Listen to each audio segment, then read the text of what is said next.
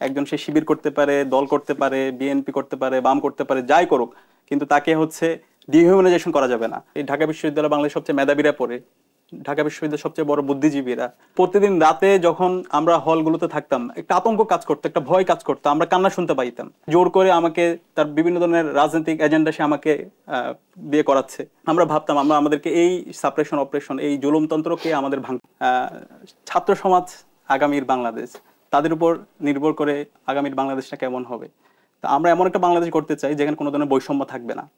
আমরা এমন একটা বাংলাদেশ করতে চাই যেখানে কোনো ধরনের রাজনৈতিক নিপীড়ন থাকবে না, সাম্প্রদায়িক উস্কানিও থাকবে না, সেটা নিশ্চয়ই আমরা বারবার বলতে চাই। এখানে সবার ভয়েস থাকবে, সবাই তাদের মত প্রকাশ করতে পারবে, কেউ তাদের উপর চাপিয়ে দিবে না।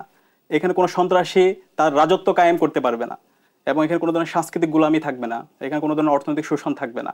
এমন একটি বাংলাদেশ হবে যেখানে সবাই, সব ধর্মের মানুষ কাঁধে কাঁধ রেখে তারা ঐক্যবদ্ধভাবে চলবে।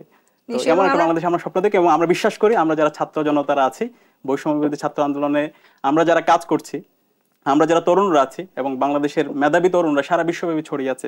আপনারা সোশ্যাল মিডিয়া দেখতে পাচ্ছেন, তরুণরা আমাদের তারাই বলছে এখন তারা দেশের সেবায় নিজেদেরকে নিয়োজিত করতে চায়, তারা দেশে আসবে।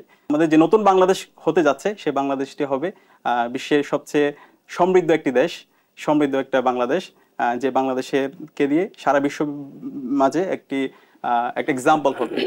ঢাকা বিশ্ববিদ্যালয়ে যখন ভর্তি হই অনেক বড় প্রত্যাশা নিয়ে এসেছিলাম, কিন্তু বিশ্ববিদ্যালয়ে আসার পরে গণরুম, গেস্ট রুমের যে নোংরা কালচার, এটা আমাকে অনেক বেশি কষ্ট দিত। আমি ভাবতাম আমি এর আগে বিশ্ববিদ্যালয়ে, আমার স্বপ্নটা অনেক বড় ছিল, এই ঢাকা বিশ্ববিদ্যালয় বাংলাদেশের সবচেয়ে মেধাবীরা পড়ে, ঢাকা বিশ্ববিদ্যালয়ের সবচেয়ে বড় বুদ্ধিজীবীরা, সবচেয়ে সম্মানিত মানুষগুলো এখানে থাকে।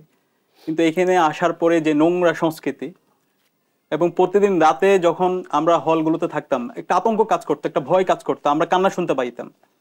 আমাদের ছোট ভাই, আমাদের বন্ধুরা পাশে কান্না করছে, তাকে গর্হিত ভাষায় তাকে গালি দেওয়া হচ্ছে, তাকে দাসের মতো ব্যবহার করা হচ্ছে। এগুলো আমাকে অনেক বেশি কষ্ট দিত।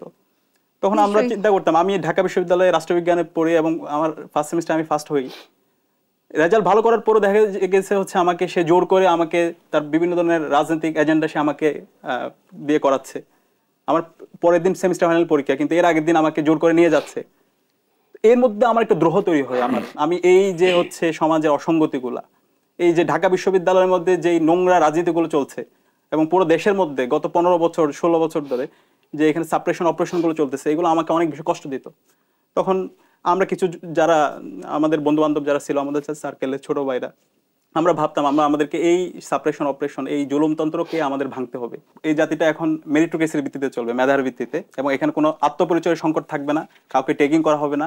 একজন সে শিবির করতে পারে, দল করতে পারে, বিএনপি করতে পারে, বাম করতে পারে, যাই করুক, কিন্তু তাকে হচ্ছে ডিহিউম্যানাইজেশন করা যাবে না, ট্যাগিং করে তাকে মারা এবং এটার বৈধতা দেওয়া, এটা যেন আর না হয়।